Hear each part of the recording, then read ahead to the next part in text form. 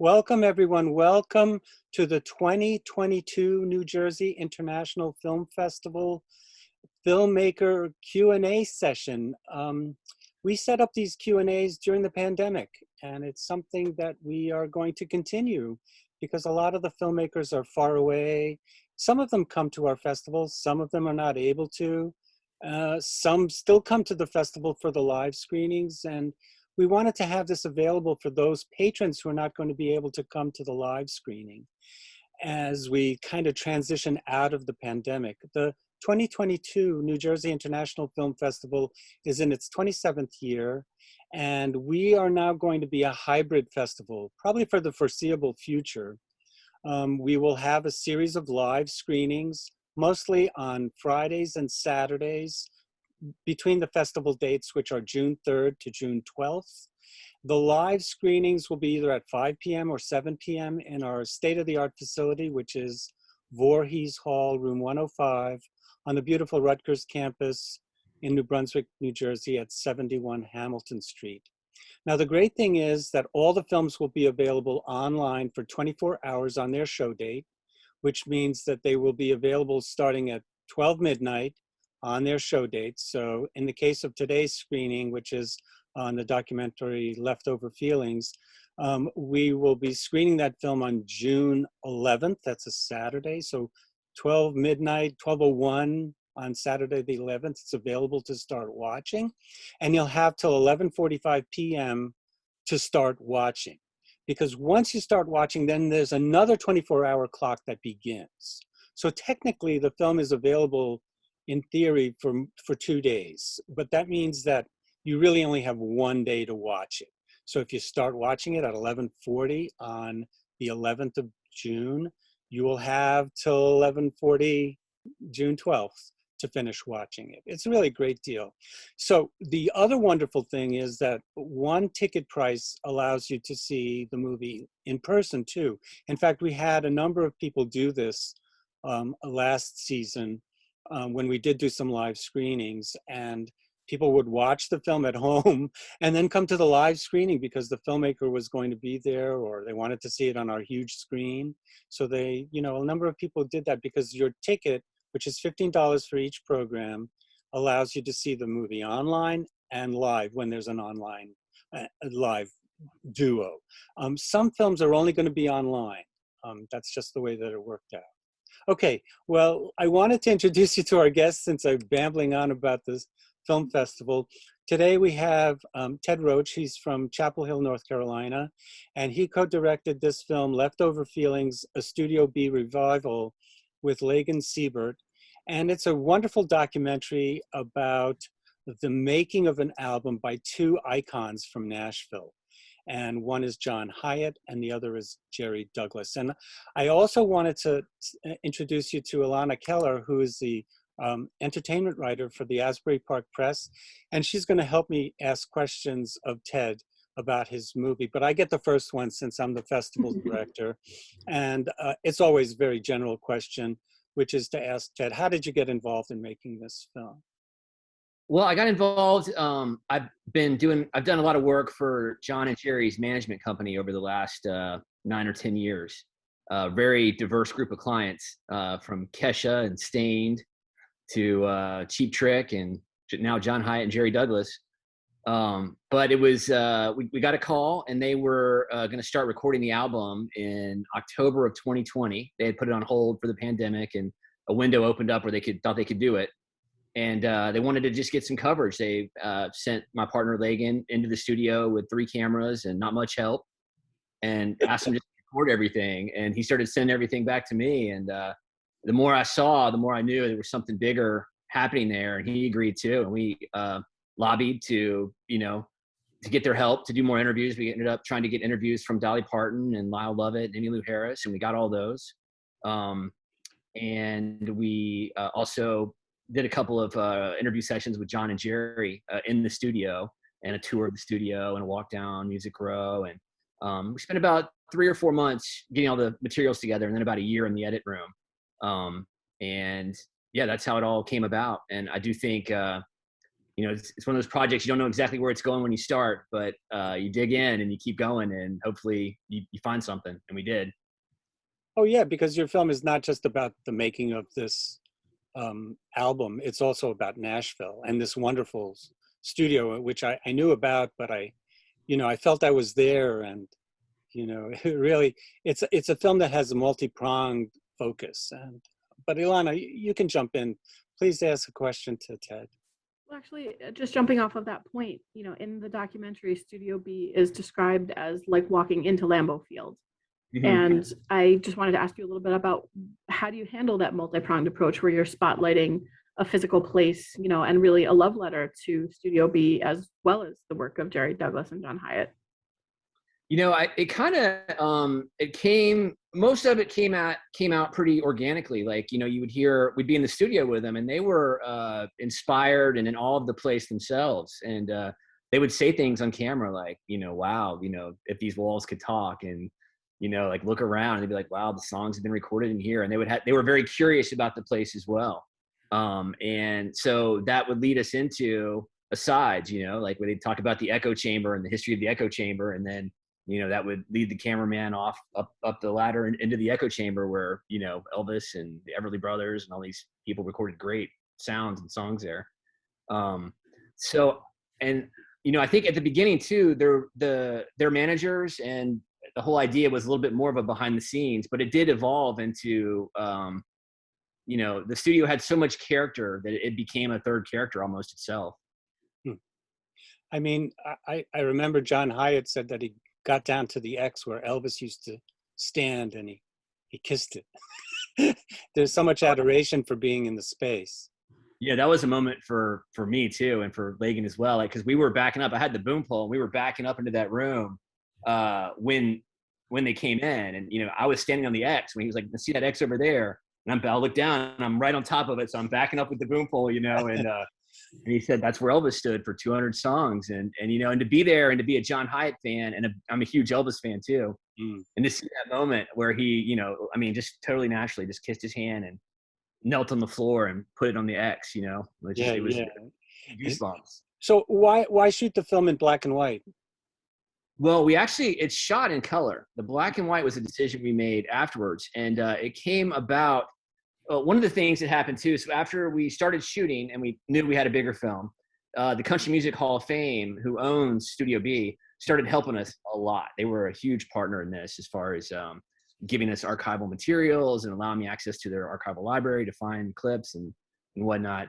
And when I would get the photos and the videos back, I was noticing that, almost probably 80 or 90% of everything they had was in black and white, even past the date when color was widely available. We're still black and white stuff. Wow. And I was talking to my dad about it, who is about John's age, and he was like, he said he remembered back then that that most of the stuff he saw that was music based was still black and white for a while after. And when I was trying to cut that stuff in with these guys, and the whole idea of the film is that these guys are, they've been doing this for 50 years. They're at the end of their careers. Or getting close to, and they're thinking about like this legacy album. And we're trying to put them in the same category, talk about them in the same breath as people like, Elvis and Dolly and Waylon Jennings and stuff. It seemed to make them part of the studio and part of the history to make them black and white. And because I thought it was jarring going from the color to the black and white. And, and then of course, to seal the deal, I have to say it wasn't all aesthetic. It also saved us about $15,000 in color correction. So it was kind of an easy sell. I got you. Yeah, well, the economics always play a role. Ilana, feel free to jump in anytime.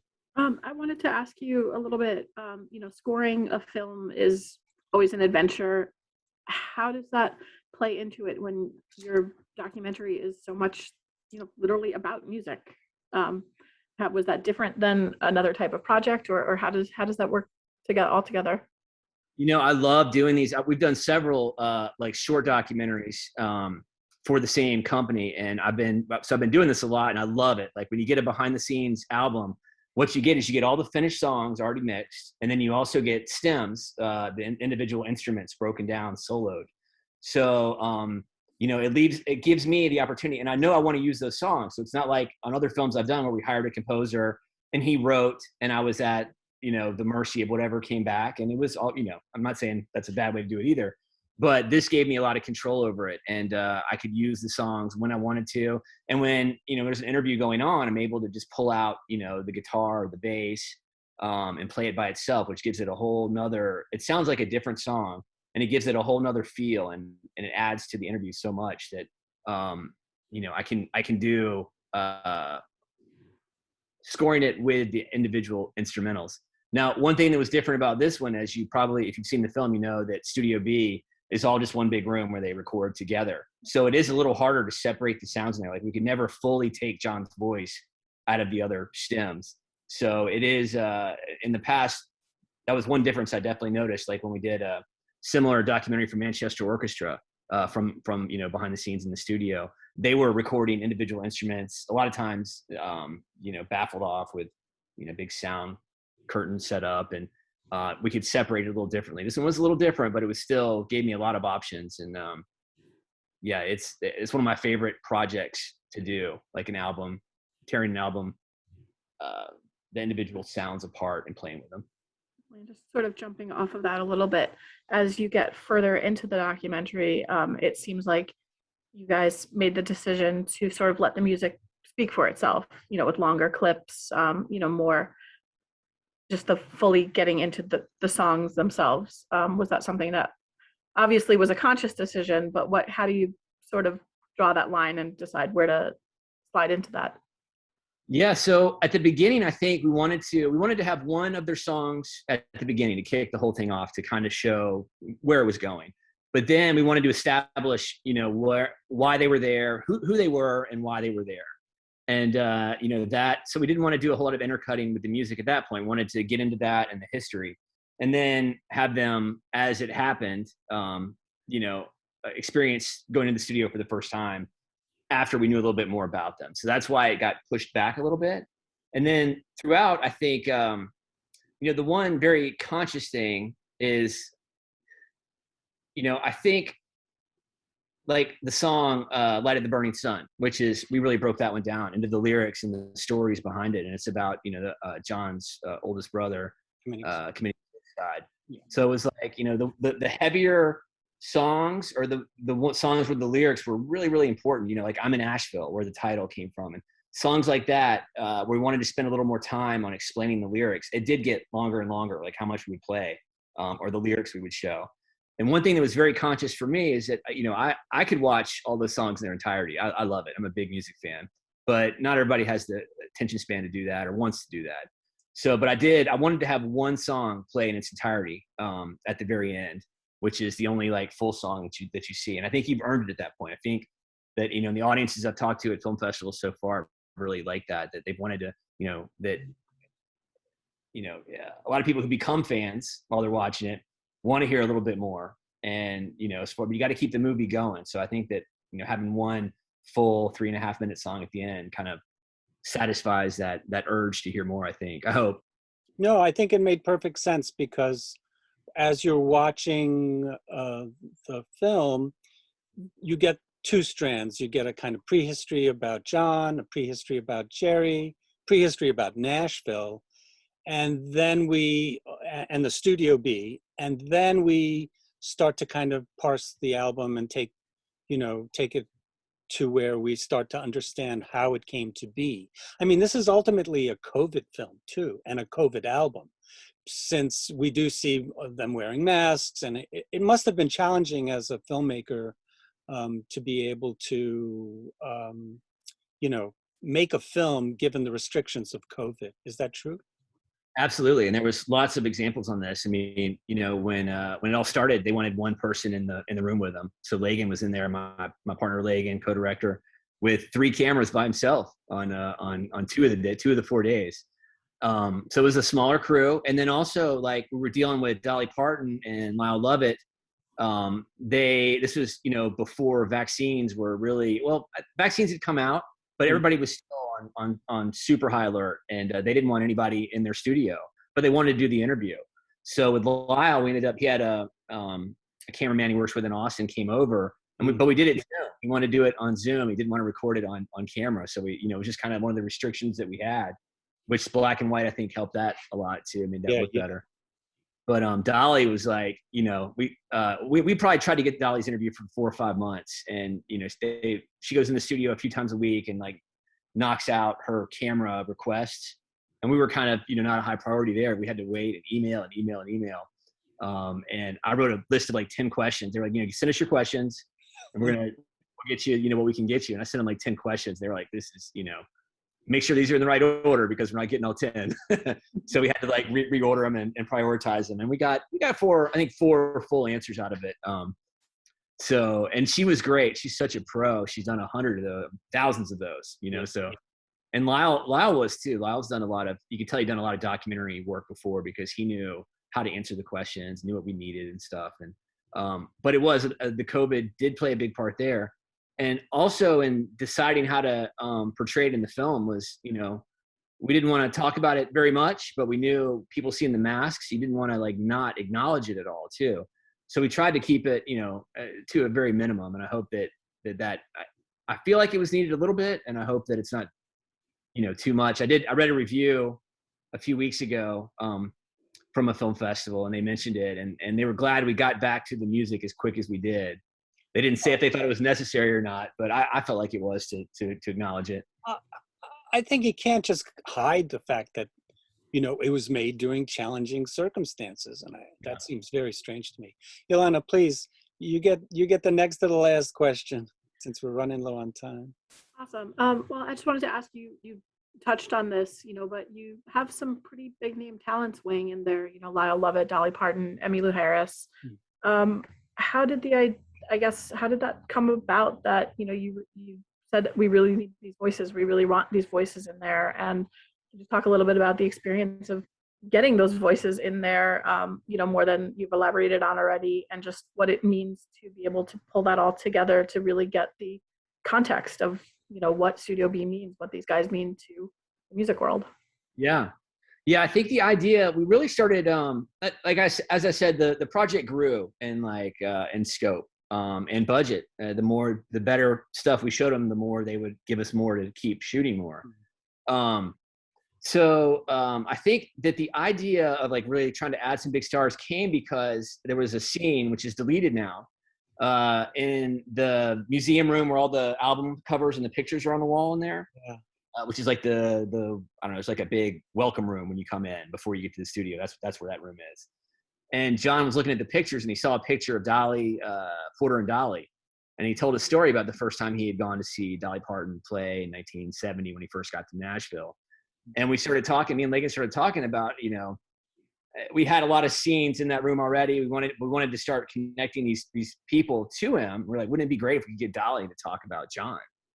And, you know, it seems pretty obvious in hindsight to think about that, but it was a big ask. You know, we didn't know if we could pull that off or not. And like I said, it took 5 months probably to get her to do the interview. And then from deciding we wanted to do that, I think Lyle Lovett was the first one that came through. Like the management company had a good relationship with Lyle and his company, and they were able to set that up for us. That was definitely the first one. And by the time we got to Emmylou, I'd done a lot of the editing, had already been done too. What was nice about adding her at that point was that I knew kind of like where things were going and what I needed her to say, or not what I needed her to say, what I needed to hear more about, I would say, because I did not tell her what to say. That would not be correct.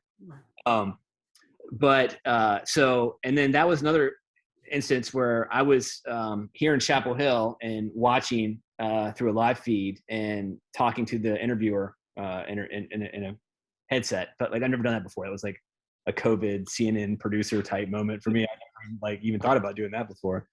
But that was pretty fun too. And she was so generous of her time, and she had listened to the whole album in preparation for the interview, and she loved it. I mean, she was like, I had to cut out how many times she said she loved the album.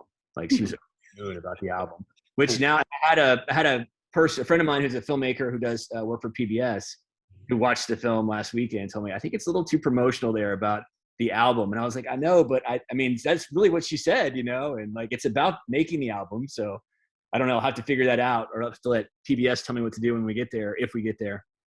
Well, speaking of promotion, I actually have, let's see if I can do this. This is a copy of the album. And I don't know if you can see that. Yes, I guess you can. And I guess Jerry Douglas, it is John Hiatt's album, right? And Jerry Douglas is helping him make the album. Yeah, I think he's on the second line there. Doesn't it say John Hiatt with the Jerry Douglas band? With the Jerry Douglas band, but John definitely gets top billing. Yes. I've been following John's career. I mean, I think I mentioned this to you when we first talked on the phone. I purchased one of his first solo albums called Slug Line. And that was from, I guess, the late 70s. And I loved it. So I've been keeping tabs on how his journey has evolved as well, since he was pretty much at the same time as Steve Forbett and Tom Petty. And, you know, he definitely went in a different direction. So it was nice to see how his career kind of morphed into this Nashville scene, which I think is great. Anyway, so I wanted to show our audience how to be able to purchase tickets. So I'm going to share a screen just for a second, because you guys have to see this wonderful film. And I'm going to send you now, let's see, I said share, here we go. So the film festival website is kind of strange, because normally you would go to njfilmfest.com, and then you would go to current events, which just kind of scrolls you down. Prajesh was our new intern, and he upgraded our website, which was like from 1980. so filled with code. So now we have a nice slick website. But the way that it works is, this is just a kind of holding place for our festival website. So basically it gives you an overview of what's taking place. Then you would click on buy tickets, and then hopefully my computer will work semi-quickly and will send us to the Eventive website, because we partnered with this streaming service, which is called Eventive. They did a lot of film festivals. And so you can see the film festival welcome page, and you just basically click on all the buttons, and the schedule allows you to see the schedule in linear form. And then if we scroll down, there's nice big pictures and big text for people who can't read small print. We kind of have to do that because we're grant funded by Middlesex County Arts Institute, and they kind of require you to do this. And so as you scroll down, on the 11th, we have two programs, one at 5 p.m., a bunch of shorts with some local films. And then at 7 p.m., we have Leftover Feelings playing on our big screen in Voorhees 105. And if you didn't want to look at the program there, we go back to the top of the page, sorry.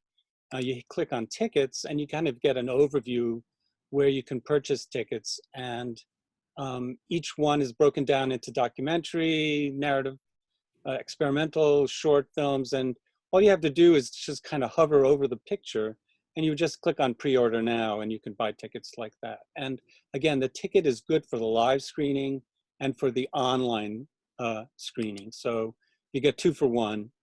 And so I'm hoping that our audience will come and check out this movie.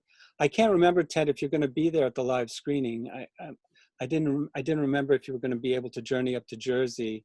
Well, I was going to try to. It's not looking good right now, unfortunately. That's okay. You're a busy guy, and that's why we're doing this Q&A this way, so our audience can get access to this in this manner. So I want to thank you so much for joining us, and I want to also say very special thanks to Ilana Keller for participating in the Q&A. And it was wonderful to meet you. I've never really met you in person. It's all been by email. So.